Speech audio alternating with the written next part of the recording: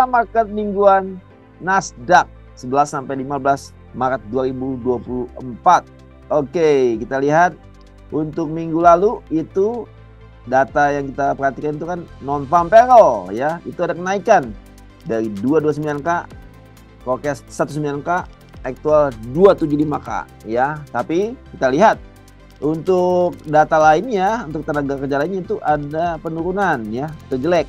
Itu average hourly earning-nya 0,5, forecast 0,2, aktual 0,1, jelek ya. Ini jelek. Ini pendapatan rata-rata per jamnya turun cukup signifikan. Kemudian ini kan ini bisa mempengaruhi untuk kedepannya ya, untuk konsumtifnya masyarakat AS ya. Oke. Kemudian ada unemployment rate itu 3,7, forecast 3,7, aktual 3,9. Jadi rate penganggurannya bertambah. Ini juga nggak bagus ya. Kalau pengangguran bertambah nggak bagus juga buat ekonomi kedepannya ya. Oke, kita lihat Nasdaq ketika rilis data non farm kemarin ya, itu turun ya, turun. Kita lihat dia turun ya, cukup signifikan ya, cukup signifikan dari Fibo expansion 100 sampai Fibo expansion 618. Jadi dari 1831-an ya, 18320-an sampai ke 17996 ya. Ini cukup signifikan penurunannya. Oke, kita lanjut. Untuk minggu ini fokus market untuk minggu ini kita bisa perhatikan data CPI AS ya, walaupun ada data lainnya kita bisa fokus lebih ke CPI AS ya, Consumer Price Index ya, CPI.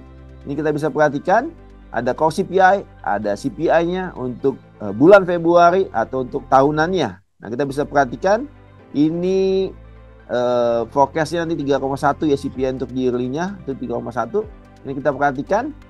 Ini kalau ada kenaikan CPI itu kan, ini kan tingkat inflasi, CPI naik, cenderung AS itu kan naikkan suku bunga, inflasinya naik. Tapi kalau CPI turun, inflasi turun, maka the Fed cenderung akan potong suku bunga ya. Ini pengaruh terhadap indeks tentunya. Jadi kalau suku bunga turun ya justru Nasdaq terdorong naik ya, karena investor akan beralih ke investasi yang high yield ya, yang lebih tinggi, yaitu di saham. Oke, dolar indeks kita lihat ini ada penurunan ya, bearish candle ya, cenderung turun ya. Tapi bisa koreksi naik dulu ke Fibo 50, lalu turun lagi ke 102. Ya, jadi dolar indeks cenderung turun.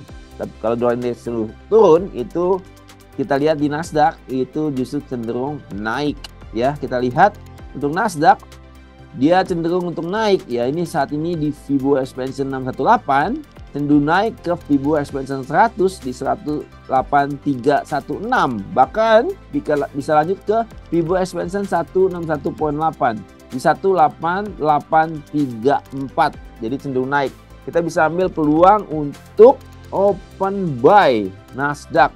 Ya, bisa di sekitar level saat ini ya, di Fibo expansion 618. Kita bisa ambil open buy. Target terdekat di Fibo expansion 100 di 18316. Ini aja sudah sekitar 300 pips ya untuk Nasdaq. Kemudian kalau naik sampai ke 18834 ya, dari kondisi saat ini bisa 800 pips lebih ya. Jadi peluangnya cukup menarik untuk Nasdaq ya, untuk open buy Nasdaq ya, karena nanti data CPI ini bisa kita perhatikan itu prediksinya tetap sama ya, di 3,1% ya, tapi cenderung itu melemahkan dolar AS ya. Jadi Nasdaq cenderung naik dan kita bisa ambil peluang open buy, peluang 300 sampai 800 pips. Oke, demikian analisa Nasdaq minggu ini. Jangan lupa minggu ini ada event menarik ya, hari Selasa itu ada live market ya, kita bisa belajar sambil lihat live market ya di sesi Amerika Selasa jam 20 WIB. Kemudian hari Jumat itu ada webinar Forex untuk pemula, formula jam 4 sore ya. Jadi bagus buat belajar bagaimana tentang trading ya. Jadi jangan lewatkan event-event minggu ini. Oke, sampai ketemu di video-video selanjutnya. Salam profit.